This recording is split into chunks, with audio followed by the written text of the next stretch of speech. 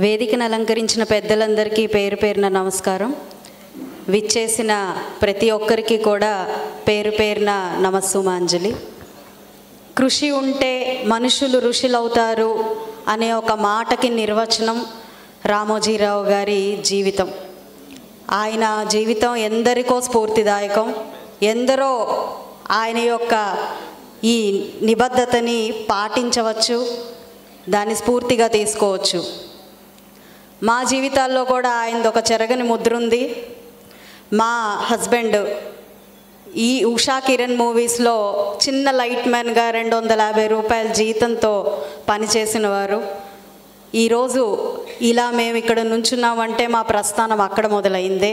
ఆయనకి సర్వదా కృతజ్ఞత చెప్పుకోవడానికి ఈ వేదిక ఇలా ఉపయోగపడింది. చాలా ఆనందంగా ఉంది. అయితే ఇంత అద్భుతమైన చారిత్రాత్మకమైన విజయం పొందాక మాలాంటి యువ నాయకులు ఆయన ఆశీర్వాదాన్ని పొందలేకపోవడం నిజంగా దురదృష్టకరం. జీవితంలో ఇదొక లోటుగా మిగిలిపోవచ్చు. ప్రతి ఉదయం అన్నదాతతో మొదలై ఆదివారం పంచతంత్రంతో పెనవేసుకుపోయిన బాల్యాన్ని ఈనాడుతో మేము ఈటీవీతో గడుపుతూ వచ్చాము.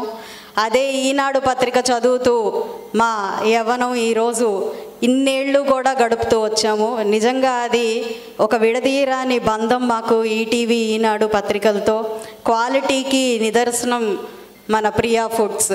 అలాగా ప్రతి ఏ అంశం తీసుకున్నా ప్రతి దాంట్లో ఆయన చెరగని ముద్రను వేసుకుంటూ ఈరోజు ఎందరికో ఒక ఆశా కిరణంగా నిలిచారు.